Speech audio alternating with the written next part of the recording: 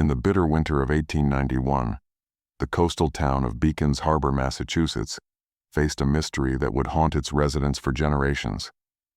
The merchant vessel Hallow's Rest, a sturdy three-masted ship known for its reliable cargo runs between Boston and the Maritime provinces, vanished without a trace during what should have been a routine voyage. What happened next defied all logic and reason, transforming a simple missing ship case into one of America's most terrifying maritime mysteries. The Hallow's Rest had departed Boston Harbor on November 15, 1891, carrying a crew of 12 experienced sailors and a cargo hold filled with winter supplies destined for the remote fishing villages of Nova Scotia. Captain Ezra Thornfield, a veteran mariner with over 30 years at sea, commanded the vessel with his usual stern competence. The weather forecast had been favorable, and the ship was expected to reach its destination within 4 days. But the Hallow's Rest never arrived. Have you ever experienced something so terrifying that it changed your entire perspective on reality? Share your thoughts in the comments below. When 5 days passed without any word from Captain Thornfield, the shipping company grew concerned. By the 7th day, search vessels were dispatched from both Boston and Halifax. The searchers expected to find debris, survivors, or at the very least, some evidence of a maritime disaster. Instead, they found nothing.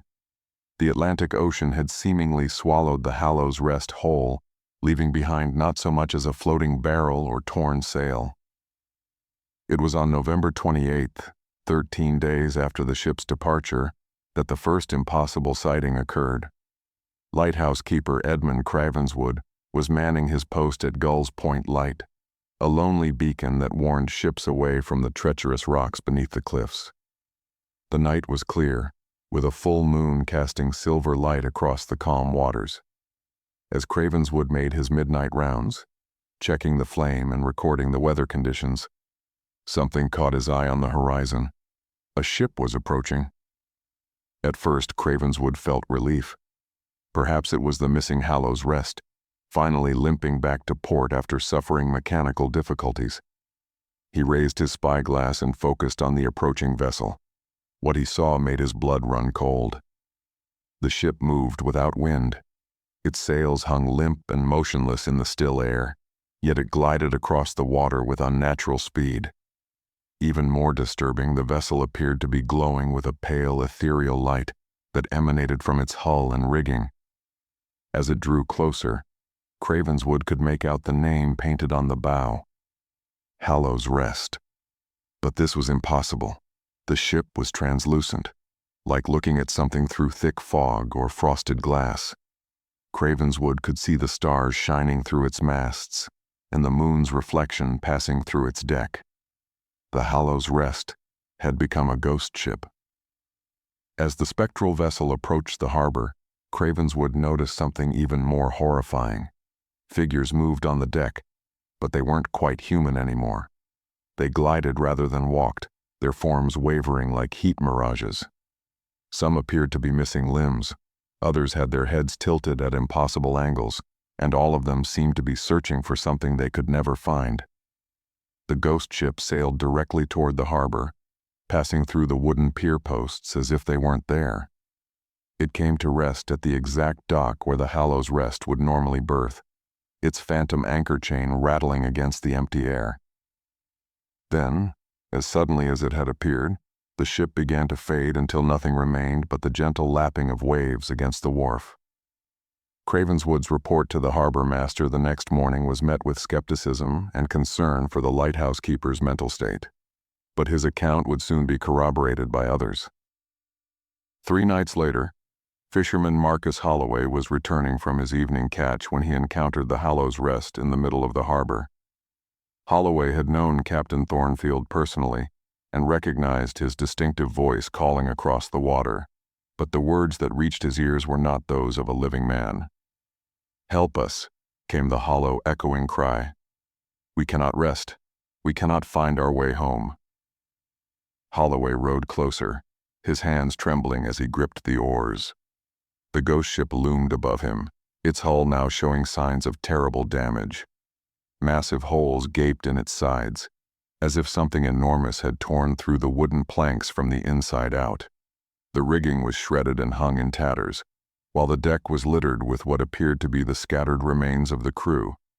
But it was the cargo hold that filled Holloway with overwhelming dread. The wooden hatch covers had been blasted away, and from the depths of the ship came a sickly green glow that pulsed like a living heartbeat.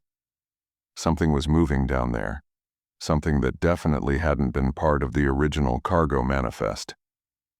"Don't look," Captain Thornfield's spirit warned, his ghostly form materializing at the ship's rail. His face was pale and drawn, his eyes hollow with an eternal torment.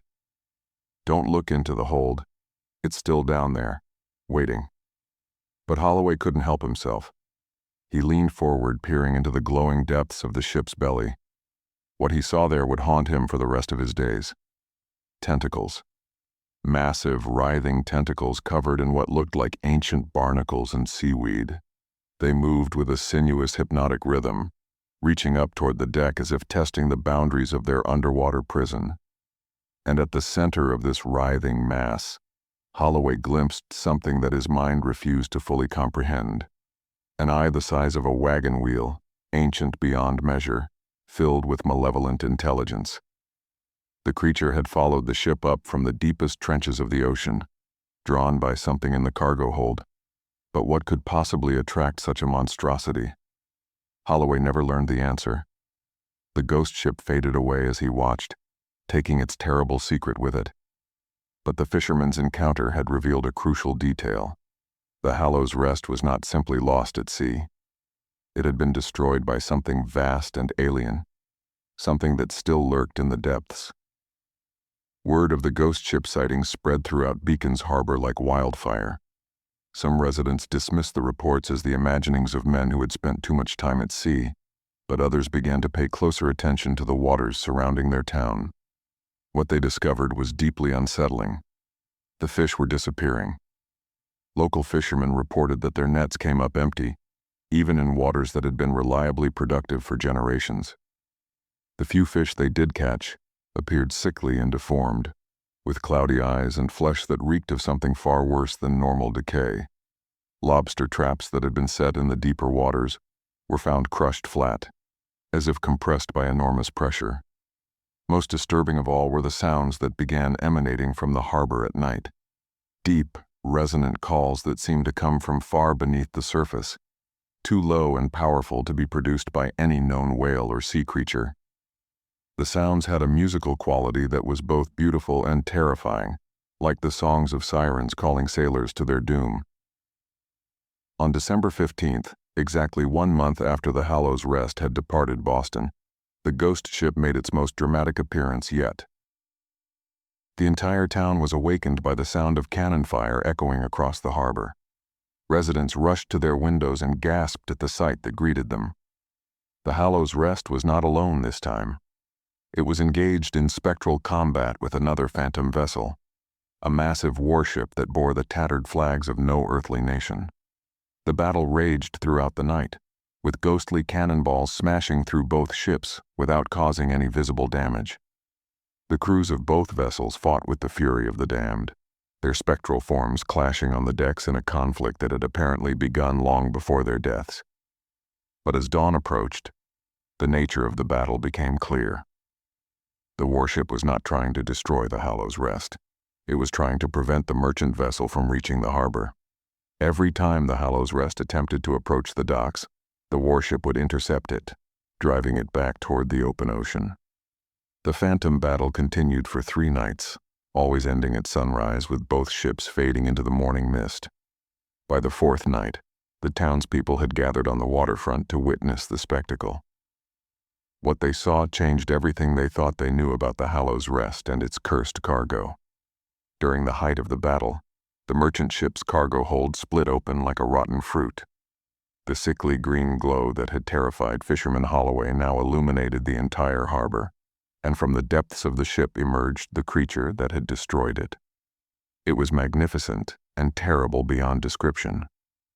Tentacles thicker than tree trunks writhed through the air, while its massive bulk rose from the phantom ship's hold like a living mountain. The creature's hide was covered in scales that seemed to shift and change color, reflecting lights that didn't exist in any earthly spectrum. But it was the creature's song that truly horrified the witnesses. The sound was indescribable, a harmonic vibration that seemed to resonate not just in their ears, but in their very souls. Some of the townspeople began walking toward the water, drawn by the hypnotic melody. Others collapsed, their minds unable to process what they were experiencing. A few of the more sensitive individuals began speaking in languages that had never been heard on Earth, their voices joining the creature's alien chorus. The phantom warship immediately concentrated its fire on the creature, spectral cannonballs passing harmlessly through its massive form but somehow causing it visible distress. The beast retaliated by wrapping its tentacles around the warship's masts, and for a moment it seemed as if both the creature and the ship might be pulled beneath the waves. But then something unexpected happened. The spirit of Captain Thornfield appeared on the deck of the Hallow's Rest, no longer the tormented soul that Fisherman Holloway had encountered. Instead, he stood tall and resolute, his ghostly form blazing with determination. In his hands he held what appeared to be an ancient harpoon, its metal head gleaming with the same eldritch light that emanated from the creature. "You will not have them." Thornfield's voice boomed across the harbor, carrying an authority that transcended death itself. "I bound you once, and I will bind you again." The captain hurled the spectral harpoon with all his strength, and it struck the creature in what might have been its heart. The effect was immediate and devastating. The monster's song became a shriek of rage and pain that shattered every window in Beacon's harbor. Its tentacles thrashed wildly, crushing the remains of the Hallow's Rest and sending phantom debris flying through the air. But the harpoon held fast, and slowly, inexorably, the creature began to sink back into the depths from which it had emerged. Its massive form dissolved into the dark waters, taking with it the green glow that had illuminated the harbor.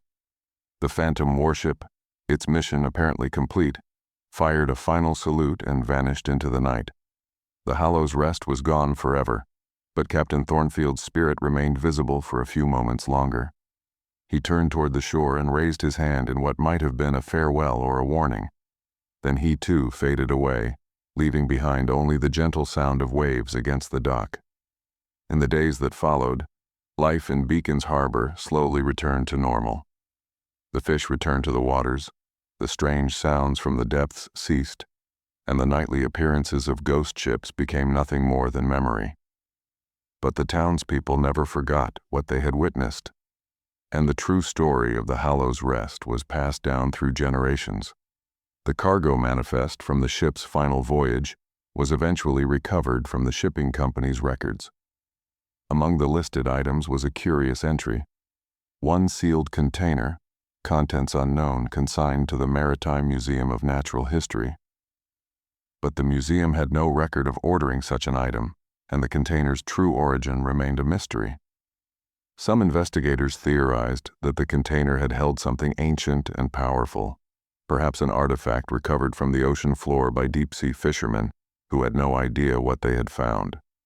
Others suggested that it might have been a specimen collected by one of the era's many amateur naturalists, a creature from the deepest trenches that should have remained undisturbed. But perhaps the truth was simpler and more terrifying. Perhaps the Hallow's Rest had never been carrying any mysterious cargo at all.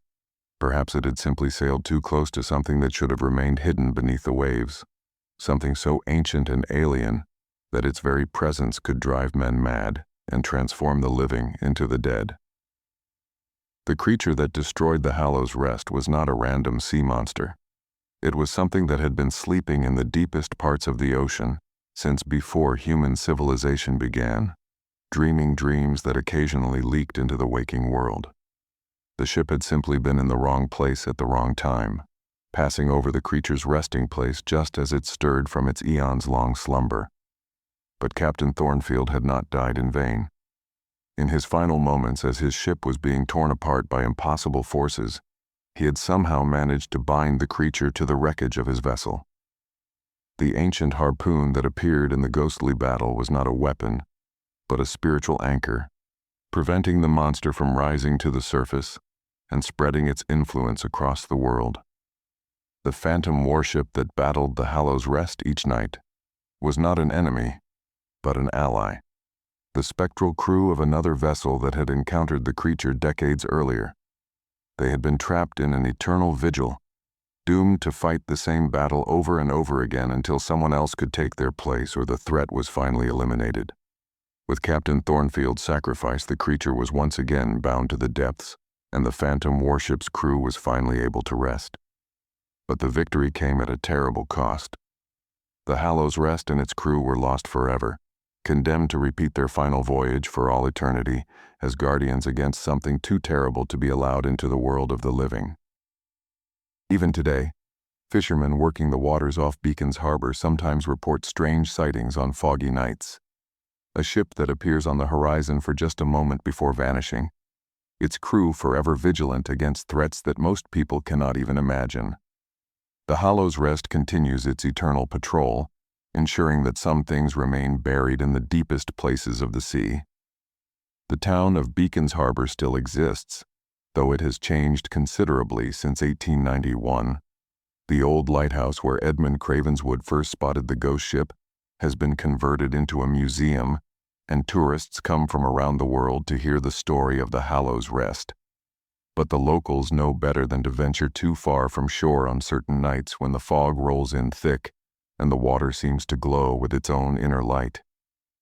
Because some mysteries are better left unsolved, and some ships are better left unfound. Have you or someone you know ever witnessed something at sea that couldn't be explained? Have you encountered ghost ships or strange creatures in the water? Share your experiences in the comments below. We'd love to hear your stories.